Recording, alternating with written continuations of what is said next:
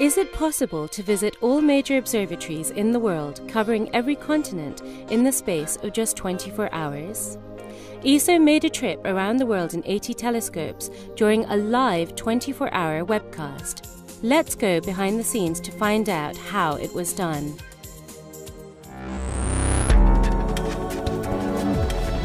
This is the ESOcast, cutting-edge science and life behind the scenes of ESO, the European Southern Observatory, exploring the universe's ultimate frontier with our host, Dr. J, aka Dr. Joe Liske.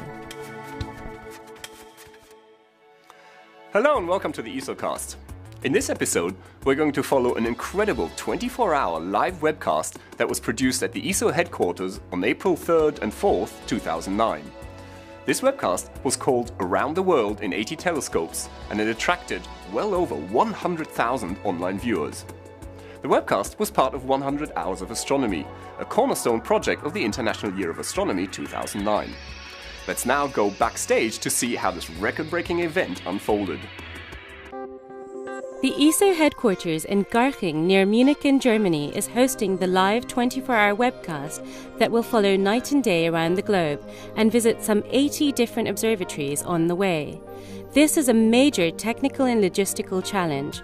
Preparations have been underway for months, and with one day left to go, the pressure is on to get things ready. After a long, final night of testing, the morning of the webcast is here. The atmosphere is buzzing, and the project leader, Douglas P.S. Price, is pleased with the preparations. This is the culmination of a lot of extremely hard work by people here at ESO and of course at all of the observatories around the planet that we'll be visiting during this amazing 24-hour live webcast. Things are very, very busy behind the scenes, but we're getting things in place, we're almost ready to go, and we're looking forward to it. Before we delve into the rest of the day, what does it actually take to run a live webcast like this? Well, apart from having many wonderful observatories around the world to visit, you need a project leader that remains calm under pressure, a first-class production team, hilarious technical experts that put our guests at the observatories at ease, top-notch autocue operators, a web team, a professional-looking set, and 6 attention-starved presenters. Oh, and of course, an on-set blogger. Just a few minutes before the start of the webcast, and some final adjustments are made. The Gemini North Observatory in Hawaii will be the first stop in a long journey around the world. Everybody is in position as the webcast begins. Hello, you're joining us for Around the World in 80 Telescopes, a live 24-hour webcast. The webcast is a unique chance to experience a snapshot of life at many different observatories around the globe, and to find out what astronomers are actually doing at the telescopes and what they hope to discover. However, like many live events, the webcast is not without initial setbacks. Just over an hour into the broadcast, the streaming provider has a problem, leaving a blank screen for the thousands of viewers. All is not lost as the webcast continues, with segments being recorded and uploaded online. Lee Pullen of the Cosmic Diary, another cornerstone project of the International Year of Astronomy 2009, is writing a behind-the-scenes live blog. His posts keep the audience informed, so nobody is left completely in the dark. After a tense and stressful half hour, we're back on air. Once again, the telescope tour is on track. With 24 hours of constant airtime, the webcast team work in shifts.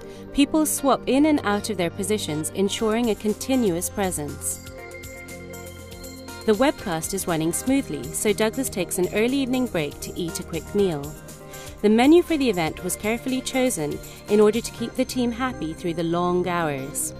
Although the team could have had a selection of local Bavarian dishes, they opted for a range of international foods in honor of the event. Over halfway through the webcast, the day has gone well. Viewers watching from all over the world have emailed in feedback and questions to be read out by our hosts on air. And this is a question from Julie, who writes in from the UK. The night shift team keep things running in the early hours, while Douglas finally gets just 1 hour of well-deserved rest. The dawn of the next day marks the final stages of the webcast. The tired and slightly delirious team receives a much-needed boost when the video from the Vatican Observatory is broadcast. even after 20 hours, the team spirit is still high. Finally, the webcast is over. And so this brings us, after 24 hours of webcasting, to the end of Around the World in 80 Telescopes. We'd also like With more than 24 hours of continuous interviews completed, the time has come to celebrate the successful event with a glass of champagne. I hope you enjoyed the look behind the scenes of Around the World in 80 Telescopes. It was an incredible event, but I'm sure there will be other spectacular outreach activities from ESO in the future. This is Dr. J signing off for the ESOcast. Join me again next time for another cosmic adventure.